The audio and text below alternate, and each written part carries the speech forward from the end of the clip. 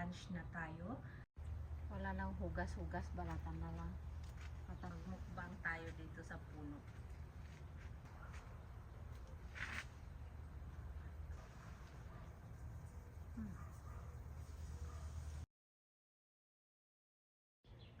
Hello, good afternoon. So today, as usual, mag-harvest tayo ulit ng ating gulay. Dahil kahapon nung nagdilig ako ng ating gulay dito sa harap, sobrang laki na ng ating zucchini. So kailangan natin itong kunin bago pa ito mag yung matanda na. So ayan, dito tayo ulit sa ating side yard dito sa harapan. So ayan. Ayan. Oh, yung ating yellow zucchini, ayan, marami na ulit siyang bunga. Ayan. So ngayon, ito yan o. Grabe ang laki. Super laki na niya o. Yeah, yan. Tingnan nyo o. Super laki. Yan. Mas malaki pa sa aking kamay. So ayan. So yung ating yellow zucchini, mga 3 days, malaki na yan siya. So ayan, grabe, ang dami na naman nating zucchini ulit. Ito naman tayo sa likod mag-harvest. So ayan, harvest na natin ito, no?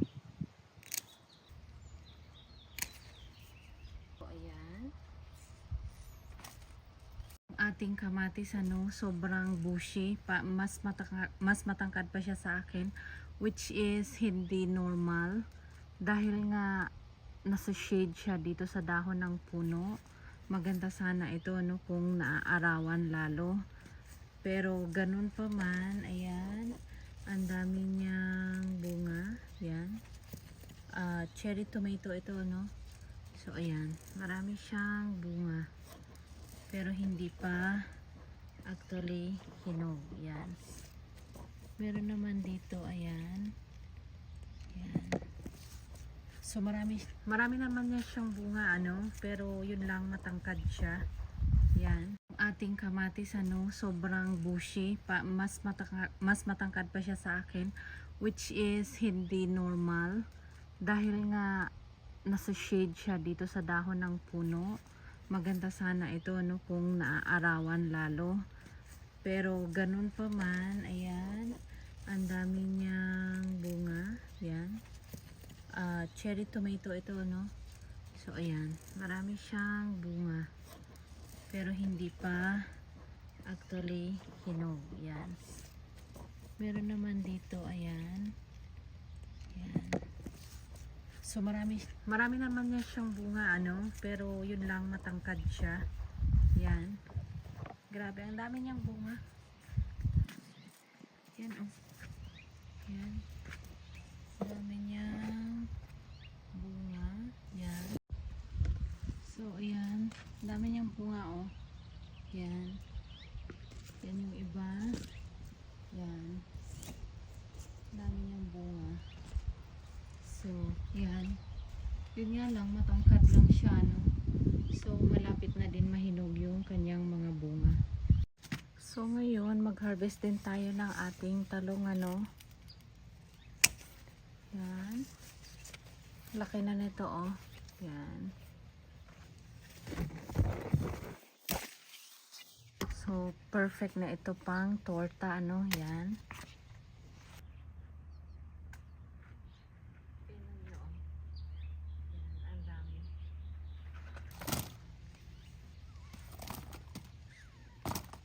Marami na tayong na-harvest na talong, Actually, sobrang dami pang bunga ng talong na malalaki, pero pwede pa yan sila lumaki pa lalo. Ito yung ating, ang palaya natin. Medyo malaki-laki na. So, ayan. So, para makapagluto tayo ng pinakbit, ang palaya na lang kulang, So, ayan. Nakakatuwa. So, ito pa yung iba. So, ayan. Nagsistart na silang lumaki, So antayin na lang natin ito para makapagluto tayo ng pinakbit dahil may bunga na yung ating talong, sitaw, okra at may kalabasa naman na tayo. So ayan, ang lalaki na din ng ating okra. Tingnan nyo, yan.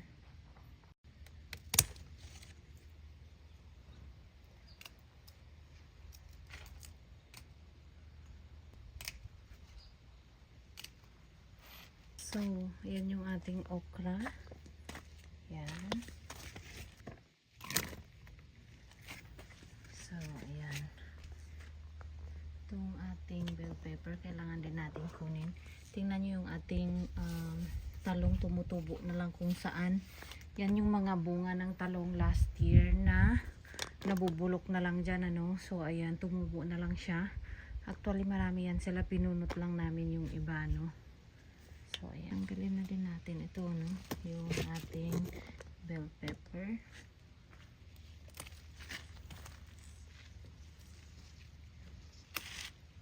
Actually, itong saluyot, yan, tumubo na lang din yan dyan. Saluyot, kasi dati may saluyot din ako dito. So, nagpatubo ako ng saluyot from seeds, ano, hindi tumubo. Yung tumubo na saluyot dito, yung mga nahulog lang na bunga niya noon.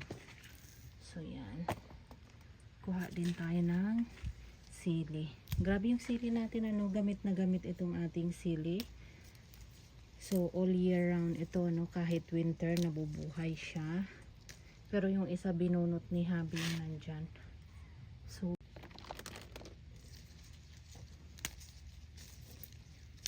So, ito, kahit maraming bunga, okay lang.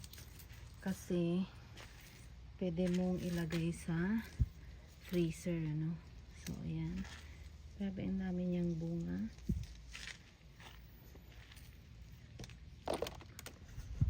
Yung mga hinog din ito, pwede din ito, no. So, masarap din itong ihalo sa mga adobo or something. Gusto mo nang maanghang, ikat mo lang. So, kunin na natin ito, no.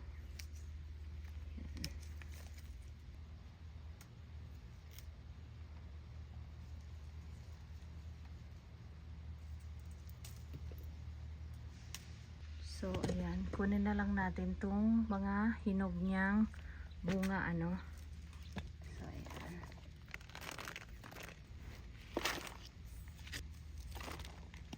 So, ito din yung ating kamatis. Ayan. Ang lalaki na nila, ano. So, ayan. Grabe, oh. Ang dami niyang bunga. Ayan. Malapit-lapit na din yan, ano. Ayan. Kaya ibabang klase yung kamatis natin. Actually, itong kamatis natin, ano, hindi na ako bumibili ng seedlings.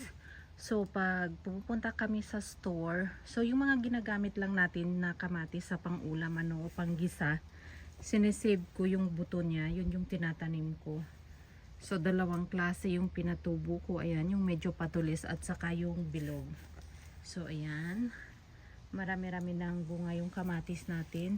So, marami pa kaming sobrang seedling. So, itatanim ko yan siya sa ibang parte, ano. Hopefully, it's not too late. Kasi, ayan, gamit na gamit natin yung kamatis. Kasi last year, ang dami kong nilagay sa freezer. Naubos talaga namin. Gamit na gamit namin panggisa or paggagawa ng paksiw. Ayan. Kaya, okay lang. Dito na side, dati mayroong malaking bushes dito. Kasing laki nito. Tinanggal ni Habi, ayan. Tinaniman niya ng zucchini. Ayan. Actually, yung zucchini na tinanim niya dito, malaki na din, oh. Ayan. Oh, tingnan niyo ang laki. Ayan. Puno na yung ating basket. Ayusin lang natin. So, ayan. Puno na, no? So, ngayon, mag-harvest tayo ng ating sitaw. Yan. Daming bunga.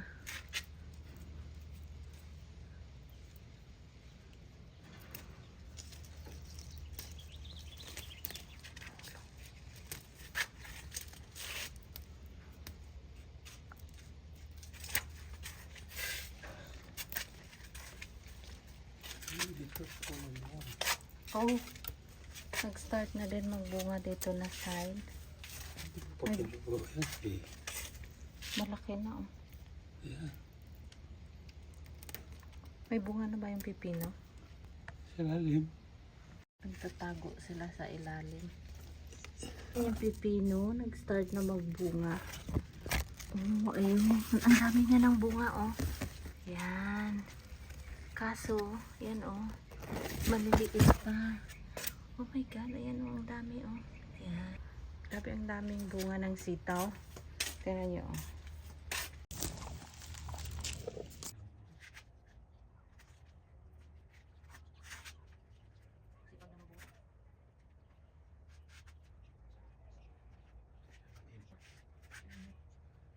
Ang dami. Yan. Second kuha. Oh, ang dami. Kaya sagana tayo sa sitaw. Mabilis lang ito lumaki. Bukas, marami na yan ulit sila. Mabilis lumaki yung bunga niya. So, ayan. So, dito, meron akong, ayan, short yung ano, sa amin kasi tawag namin dito Baguio beans eh. Ayan. Ilang peraso lang.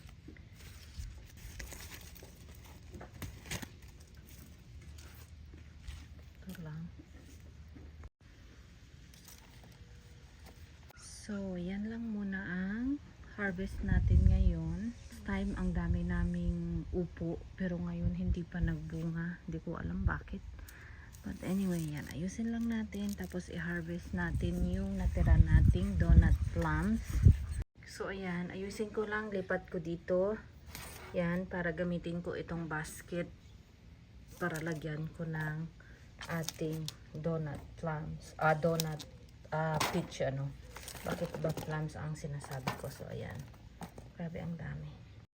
So, ayan na lahat yung na-harvest natin. So, ngayon mag-harvest tayo ng donut peach. Meron pang bunga. So, kailangan natin kunin. Grabe ang bango dito. Kasi hinog na sila. Ayan, ang bilis ng kunin.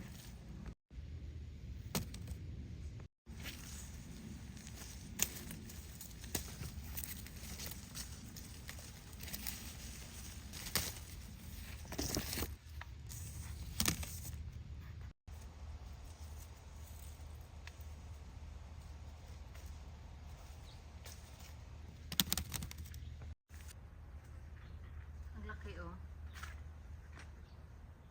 Yan. Pag nag-harvest ako dito eh kumakain na ako dito. Super laki. Yan. Natatanggal. Super tamis. Wala nang hugas-hugas, balatan na lang. Matamis.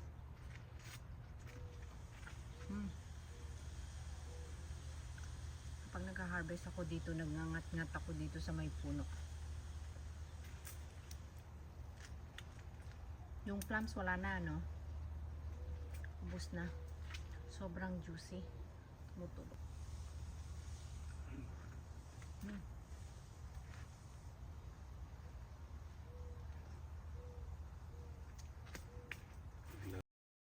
Mas masarap yung magmukbang tayo dito sa puno. Bumawi ka ngayon. Yeah, kasi every year nagbabakasyon kami, nagro-road trip kami. Kaya hindi namin nakakain todo yung bunga niya.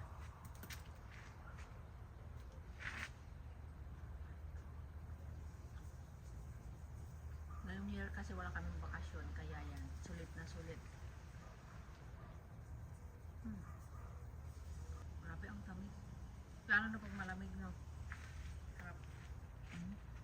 Tingnan nyo, dito na ako nakahawak kasi hindi pa ako naghugas. Ito malaki.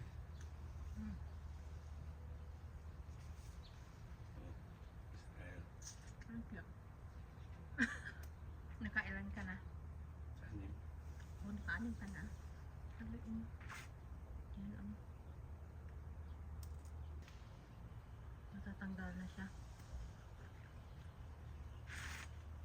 Sarap ng bunga. Ito sa ilalim. Marami na kaming nakain. Meron pa. Doon sa taas, hindi ko abot. Kunin mo nga. Dito oh. Kainin mo na lang. Nakuha mo yung tatlo? Okay. Yan. Ito na lahat. Last bunga. Yan. Tapos ito kainin natin. So, ayan. May natira para sa ibon. Sayang yung apat ba yun? Kinuha ko tatlo. Tinapon ko. Dapat tinira ko pala. So, ayan. Yan na yung ating last harvest ng ating donut peach. Ayan. So, ayan. Meron tayong okra, maraming sitaw, zucchini, patola, talong. Meron din tayong bell pepper at saka sili. So, ayan. Tapos, ito na yung huling bunga ng ating donut peach. Kaya, ayan. Sulit na sulit. Kaya, super hinog at sobrang tamis na nila. So, ayan. Ito yung ating prutas. At saka, ito yung ating gulay. O, diba? So, bagong pitas. Kaya, may pang lunch na tayo. So, ayan. Lahat ng ating gulay at prutas ay all organic dahil hindi kami gumagamit ng any pesticide, ano. So, ayan. So, ayan. O, diba? Nakakatuwa. So, ayan. Nagluto ako ng crispy fried pork belly. Ayan.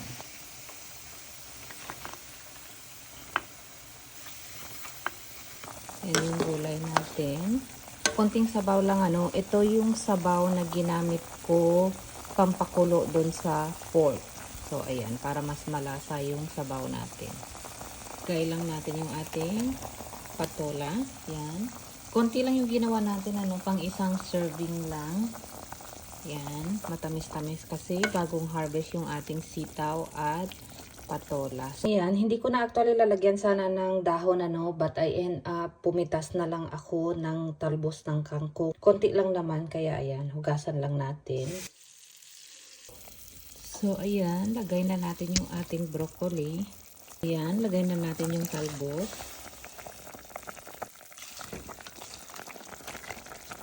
So, after mga 1 minute, ano, ready na tong ating ulam. So, ayan.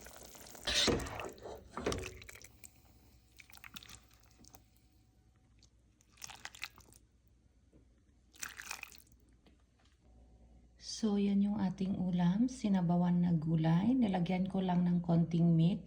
Yung sobra nitong meat dito. Saka, ito yung ating crispy pork belly. Ayan. Yan yung ating sausawan. Chili mansi. Yan. Nilagyan ko din ng konting suka. So, ayan. Yan yung ating lunch for today. So, ayan. Kain tayo. Ito yung ating lunch. So, syempre, ayan yung ating crispy pork belly. So, ito try natin siya kung crispy nga.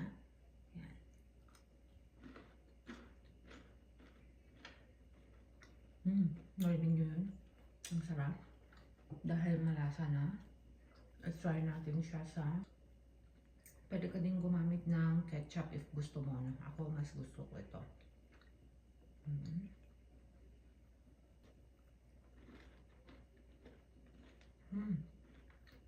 Masarap sa kanin. Oh my God. Mapaparami ang kain natin nito. So ngayon, try natin yung ating sabaw.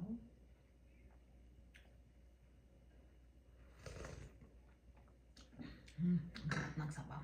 Manamis-namis na, maanghang. Masarap pag bagong pitas dahil manamis-namis pa, no? Yung anak ko, favorite niya kasi yung broccoli. Saka yung dahon-dahon at saka yung patola. So, ayan.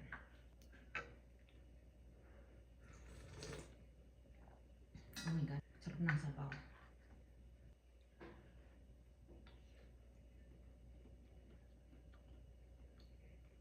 sarap, grabe.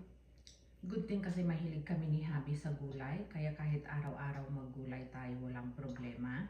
So sinasamantala lang natin yan ngayong summer dahil nga meron tayong tanim. So after summer, wala na yan sila mamamatay na din yan sila. So back to store tayo ulit, mamimili tayo ulit sa store at by that time ang mamahal na ng mga gulay. Kaya pag ganitong season, sinasamantala talaga namin yung gulay, kaya yan.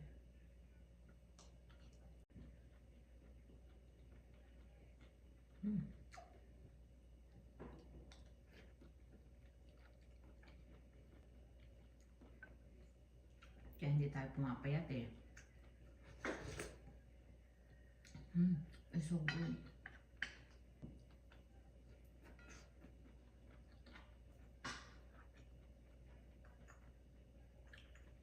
Ang sarap ng crispy.